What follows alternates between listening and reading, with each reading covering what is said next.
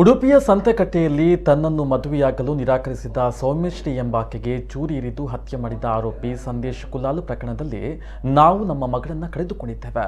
ಆದರೆ ಈಗ ಸಾಮಾಜಿಕ ಜಾಲತಾಣಗಳಲ್ಲಿ ಹರಿದಾಡುವ ವಿಚಾರಗಳು ಸಂಪೂರ್ಣ ಸುಳ್ಳು ಸುದ್ದಿಯಾಗಿದ್ದು ಇದನ್ನು ಯಾರು ನಂಬಬಾರದು. ಸುಳ್ಳು ಸುದ್ದಿ ಹಬ್ಬುವ ಮೂಲಕ ನಮ್ಮ ಕುಟುಂಬದ ಮಾನ ಹರಾಜು ಹಾಕುವುದನ್ನು ದಯವಿಟ್ಟು ನಿಲ್ಲಿಸಬೇಕೆಂದು ಸೌಮ್ಯಶ್ರೀ ಮನೆ ಮಂದಿ ಮನವಿಯನ್ನು ಮಾಡಿದ್ದಾರೆ. ಸುದ್ದಿಗೋಷ್ಠಿಯಲ್ಲಿ ಮಾತನಾಡಿದ ಸೌಮ್ಯಶ್ರೀಯ ಅತ್ತಿಗೆ ದೀಕ್ಷಿತಾ ಘಟನೆಯ ಬಳಿಕ ಸಾಮಾಜಿಕ ಜಾಲತಾಣಗಳಲ್ಲಿ ತಪ್ಪು ಮಾಹಿತಿಯನ್ನು ಹರಿಬಿಡ್ತಾ ಇದ್ದು ಇದರಿಂದ ನಮ್ಮ ಕುಟುಂಬ ತುಂಬಾ ನೊಂದಿದೆ ಎಂದು ಬೇಸರವನ್ನು ವ್ಯಕ್ತಪಡಿಸಿದ್ದಾರೆ. ಸೌಮ್ಯಶ್ರೀ ತಾಯಿ ಸುಶೀಲಾ, ಸಹೋದರ ಸುನಿಲ್, ಕುಟುಂಬದ ಸದಸ್ಯರಾದ ಯತೀಶ್, ಅಶೋಕ್ ಕುಮಾರ್ ಅಲೆವೂರು, ಸೋಮಶೇಖರ್ ಉಪಸ್ಥಿತರಿದ್ದರು. ಪುಟ್ಟ ವಿಷಯದಲ್ಲಿ ಎಲ್ಲ ನಾನು ರಿಪೇರಿ ಮಾಡಿಸಿದ್ದೆಲ್ಲ ಕೊಟ್ಟಿದ್ದೇನೆ ವಿನಃ ಅಷ್ಟು ದುಡ್ಡೇನೆ ಅವನಿಗೆ ಕೊಡ್ಲಿಲ್ಲ ಅಂತ ಹೇಳಿ ಹೇಳ್ತಿದ್ಲು.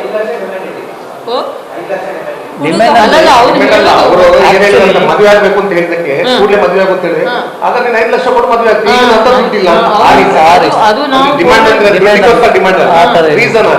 ನಾನು ಹೇಳಿದ್ದೆ, ಮಗ ಅವನು ನಿನ್ನ ಪ್ರೀತಿ ನೋಡುದಲ್ಲ, ಅವನಿಗೆ ಏನು ಹಣ ಬೇಕು ಏನೋ ಅದಕ್ಕಾಗಿ ಅವನಿಗೆ ಟಾರ್ಚರ್ ಕೊಡ್ತಾನೆ, ನೀನು ಬಿಟ್ಟು ಬಿಡಮ್ಮ, ನಾನು ಯಾವತ್ತೋ ಬಿಟ್ಟಿದ್ದೇನಮ್ಮ, ಅದರ ಮೇಲೆ ಚಿಂತೆ ಮಾಡಬೇಡಿ ನೀವು, ಯಾವತ್ತೋ ಬಿಟ್ಟಿದ್ದೇನೆ, ನನಗೆ ಬೇಡ ಅಂತ ಹೇಳ್ತಿದ್ಲು ಅವಳು. ಬಿಟ್ಟ ಮೇಲೆ ಎಷ್ಟೋ ವರ್ಷ ಆದ ನಂತರ ಎಲ್ಲರೂ 8 ಇಯರ್ಸ್ ಅಂತ ಹೇಳುದು, ಕಾಲೇಜ್ ಬಿಟ್ಟ ಸೇರಿಸಿ ಹೇಳ್ತಿದ್ದಾರೆ. ಅಷ್ಟಿರಲಿಲ್ಲ, ಒಂದು 5 ವರ್ಷ ಅಂತ ಹೇಳ್ಬೋದು. ಕಾಲೇಜ್ ಬಿಟ್ಟರೆ ಫ್ರೆಂಡ್ಸ್ ತುಂಬಾ ಜನ ಅವಳ ಹತ್ರ ಮಾತಾಡ್ತಿದ್ರು, ಅವಳ ಫ್ರೆಂಡ್ಸ್ ಎಲ್ಲ ಸರ್ಕಲ್ ಒಬ್ರಂದ್ರೆ ಒಂದು ಎಲ್ಲ ಲೇಡಿ ಅದು ಕಾಲೇಜ್ ಅವನು ಕಾಲೇಜ್ ಸೇರಿದಾಗಲೇ ಲವ್ ಸ್ಟಾರ್ಟ್ ಅಂತ ಹೇಳಲಿಕ್ಕೆ ಆಗುದಿಲ್ಲ, ಅದು ರಾಂಗ್. ಡಿಗ್ರಿಯಲ್ಲಿ ಸೇಮ್ ಬ್ಯಾಚ್ಮೆಂಟ್ ಆಗಿರ್ಬೇಕು ನಮ್ಗೆ ಒಂದೇ ಇಯರ್ಸ್ ಸೇಮ್. ನಮ್ಮ ಉದ್ದೇಶ ಇಷ್ಟೇ, ಏನಂತ ಹೇಳಿದ್ರೆ ಅವ್ರದ್ದು ಜೀವ ಹೋಗಿ ಆಯಿತು, ನಮಗೆ ಅದನ್ನೇನು ಮಾಡ್ಲಿಕ್ಕಾಗಲಿಲ್ಲ, ಅವ್ರ ಜೀವ ಉಳಿಸ್ಲಿಕ್ಕಾಗಲಿಲ್ಲ. ಅಟ್ಲೀಸ್ಟ್ ಈ ಸೋಷಿಯಲ್ ಮೀಡಿಯಾದಲ್ಲೆಲ್ಲ ಬೇರೆ ಬೇರೆ ಕೆಟ್ಟ ಮಾಹಿತಿ ಎಲ್ಲ ಹೋಗ್ತಾ ಉಂಟು, ಅದಕ್ಕೋಸ್ಕರ ಅವರ ಮರ್ಯಾದೆಯನ್ನು ಅದು ಉಳಿಸುವ ಅಂತ ಹೇಳುವಂಥದ್ದು ನಮ್ಮದೊಂದು ಆಸೆ.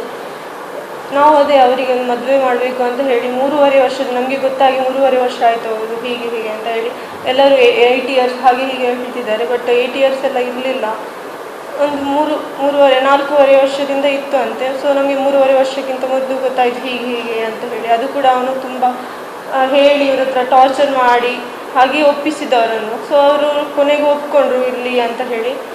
ಮತ್ತು ನಾವು 3.5 ವರ್ಷದಿಂದ ಅವ್ರ ಮನೆಗೆ ಹೋಗಿ ಅವರ ಹತ್ರ ಕೇಳಿ ಮದುವೆ ಮಾಡಿಕೊಡಿ ಅಂತ ಹೇಳಿ ನಮ್ಮ ಮನೆಯವರೆಲ್ಲ ಹೋಗಿ, ಅಣ್ಣನವರು ಎಲ್ಲ ಹೋಗಿ ಕೇಳಿದರು. ಆದರೂ ಕೂಡ ಅವರು ಮದುವೆ ಮಾಡಿಕೊಡುವಂಥ ಆಲೋಚನೆ ಮಾಡಲೇ ಇಲ್ಲ, ಮುಂದೆ ಹಾಕಿದ್ರು. ಮಾವನ ಮದುವೆ ಆಗಲಿ ಆಮೇಲೆ ನೋಡುವ ಹೇಳಿದರು ಮೊದಲಿಗೆ, ಆಮೇಲೆ ಅಣ್ಣನ ಮದುವೆ ಆಗಲಿ ಮತ್ತೆ ನೋಡುವ ಹೇಳಿದರು. ಹಾಗೆಯೇ 3.5 ವರ್ಷದಿಂದ ದೂಡ್ತಾ ಬಂದರು. ಅದಲ್ಲದೆ ಎಲ್ಲರೂ ಇವರು ಮನೆಯವರೆಲ್ಲ 5-6 ಸತಿ ಅವರ ಮನೆಗೆ ಹೋಗಿ ಕೇಳಿದರು ಮದುವೆ ಮಾಡಿ ಕೊಡಿ ಅಂತ ಹೇಳಿ. ಆದರೆ ಸಹ ಅವರು ಮುಂದೆ ಬರಲಿಲ್ಲ ಮದುವೆ ಮಾಡಲಿಕ್ಕೆ. ಆಮೇಲೆ ನಾವು ನಮ್ಮ ಹುಡುಗಿ ತುಂಬ ಟಾರ್ಚರ್ ಅನುಭವಿಸ್ತಿದ್ರು, ಅವನು ಕಿರುಕುಳ ಕೊಡ್ತಿದ್ದ. ಅವನು ಮಾತಾಡೋದು ಫೋನಲ್ಲಿ, ಎಷ್ಟು ಬಾರಿ ಮಾತಾಡೋದು, 100 ಸತಿ ಕಾಲ್ ಮಾಡೋದು ಮನೆಗೆ, ಹಾಗೆಲ್ಲ ಮಾಡ್ತಿದ್ದ.